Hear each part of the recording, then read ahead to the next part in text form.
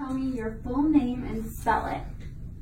My name is Mollie M. Stewart, MOLLIEM STEWART. And tell me your title.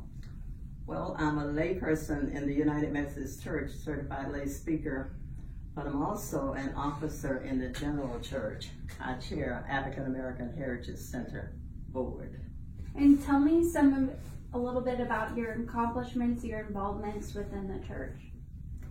Well, I guess you could say I started in the area of Toluca. We just talked about that a little bit.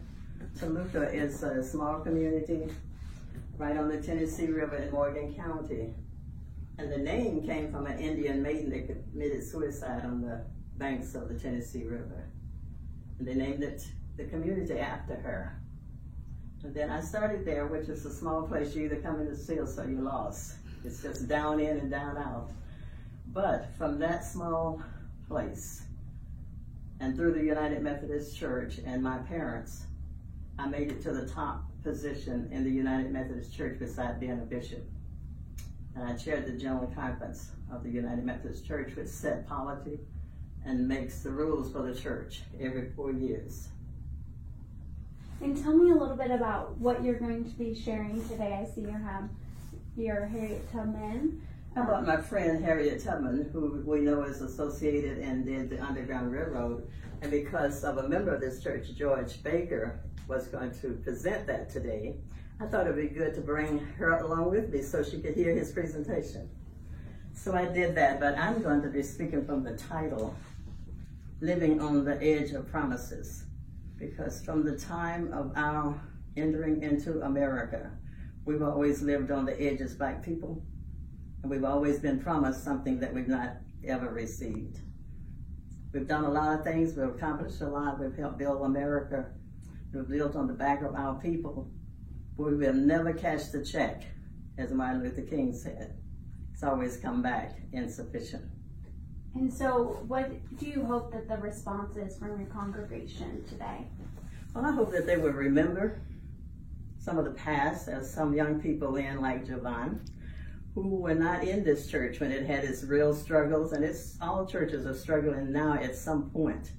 But because of the spiritual foundation of the people, parents, foreparents, and the ministers who came out of these churches, we're strong people. And we know now that God is no respected person. You're part of our family, we're part of your family. We cannot live on an island because we have to live together. And going back to what you're speaking on today, when you think back to when your people first came and to where we are now, then how do you feel this Huntsville is today, where in regards to Black history and honoring that? Well, I think as a whole, Huntsville have been a very, very diverse area because of the businesses, the Redstone Arsenal, the Marshall Space Flight Center, and all of the people who come in. Our culture are more diverse than most small town cultures. I heard the mayor speak and said that this town now have grown to 195,000 people. And back in the day, I remember when downtown was a little square as it is now, but it had wooden sidewalks, and people parked their horses and their mules and wagons down where Big Spring Park is now. So it is progress more than, I hate to say this, more than Decatur and Hartselle, the little towns around it.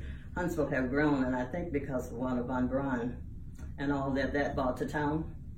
And then its culture began to grow and diverse a lot more and a lot more. And there are some very progressive people in Huntsville, Alabama, both white and Black. And where do you hope to be in the future when it comes to racial equality? I'm going to tell you, I shouldn't say this, but I'm 80 years old. And I hope to be, in the next 10 years, I hope to see more diversity. I hope to see more growth. If we have more growth, we'd have to move some mountains, I guess. But I really hope to see more of what's happening here in Huntsville become in the outer edges and around us, not just Huntsville. It's a pocket, but we need to expand this kind of concept everywhere.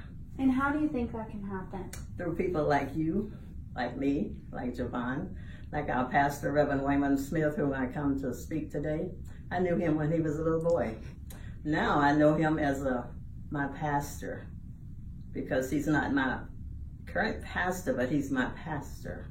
He's a pastor of the United Methodist Church. And I respect him. I respect what he's doing with his people.